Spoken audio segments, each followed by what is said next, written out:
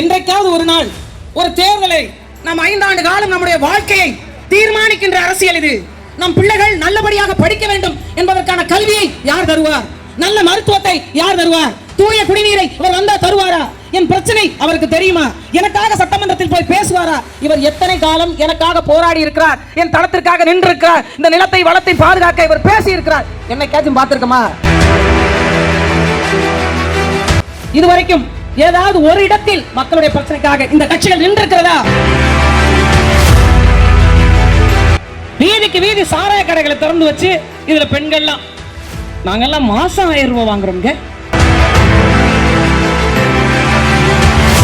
தகுதி வாய்ந்த பெண்களுக்கு மாதம் 1000 ரூபாய் வழங்கிய சின்னம் உதயசூரியன் பரப்புரை செய்றாங்க. யார்? அவங்க அப்பா வீட்டுல இருந்து கொண்டு வந்ததா?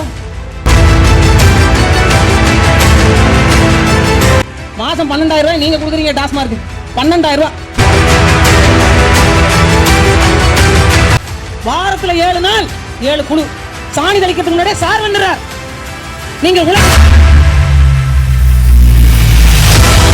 காசை கடனுக்கு கட்டுவீங்களா, கல்விக்கு கட்டுவீங்களா, மருத்துவம் பார்ப்பீங்களா, தண்ணீருக்கு கட்டுவீங்களா, சாலையில ஏன் போராடுவீங்களா, வேலை வாய்ப்புக்கு பேசுவீங்களா? எதை செய்ய முடியும்? எதையும் செய்ய முடியாது. மக்கள் பிரச்சனைக்காக எந்த சட்டமன்ற உறுப்பினர் உங்கள் முன்னால் வந்து நின்றிருக்கிறார்?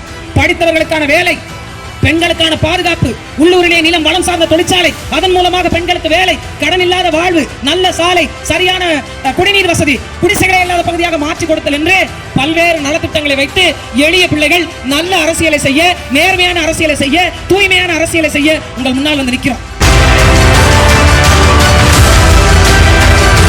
இந்த முறையாவது உங்கள் பிள்ளைகளுக்காக வாக்கு செலுத்துங்க. 5000 ரூபாய் கொடுத்தாலும் வாங்கி வச்சுக்கோங்க. எங்க அண்ணன் சொல்ற மாதிரி அது 20000 ரூபாய் கூட மாறும். எல்லா ஊர்லயும் 10000 பேசிட்டு இருக்காங்களா? இந்த ஊர்ல கம்மியா கொடுத்தா சட்டையை பிடிச்சி செப்பல காட்டுறவங்களை அரைஞ்சு காசு வாங்குங்க. எல்லாம் நம்ம பணம் அதை திருப்பி பெற்றீங்கன்னா கூட நேர்மையானவர்களுக்கு வாக்கு செலுத்துங்க. 2 பர்பஸ். ஒன்று காசு மாச்சு, சரியான வேட்பாளரை தேர்வு பண்ணதுமாச்சு. அதனால சரியானவர்களுக்கு வாக்கு செலுத்துங்க, வலிமை தாங்க, எளிய மக்களுக்கான அதிகாரம் வெல்லட்டும். ஒரு சாதாரண குடும்பத்தைச் சேர்ந்த பெண்களும் சட்டமன்றத்துக்கு போய் நமக்கான உரிமைகளை பேச முடியும் என்பதற்கு பேர் தான் புரட்சி. அப்படி எளிய மக்களுக்கான அரசியல் புரட்சியாக நாம் தமிழர் கட்சி இந்த விக்கிரவாண்டி இடைத்தேர்தலில் உங்கள் வீட்டு பிள்ளை மருத்துவர் தங்கள் அபிநயாவே உங்களுக்கு வேட்பாளராக நிறுத்தி இருக்கிறோம். வாக்கு பெட்டியில 2வது பட்டன், 2வது பொத்தான அழுத்துங்க. ஒரு மிகப்பெரிய ஒரு மாற்றத்தை விக்கிரவாண்டி மண்ணிலிருந்து தொடங்கி தமிழ்நாட்டினுடைய வெற்றியினுடைய தொடக்கமாக ஒட்டுமொத்த தமிழ் மக்களுக்குமான ஒரு தமிழர் நிலத்தை தமிழன் ஆள வேண்டும் என்கிற ஒரு மாண்புக்கான முதல் தொடக்கமாக விக்கிரவாண்டியினுடைய இடைத்தேர்தல் முடிவு அமையட்டும். எல்லோரும் ஒன்று சேர்ந்து வாக்கு செலுத்துங்கள். எளிய மக்களுக்கான அதிகாரம் வெல்லட்டும். நன்றி, வணக்கம். நாம் தமிழர்.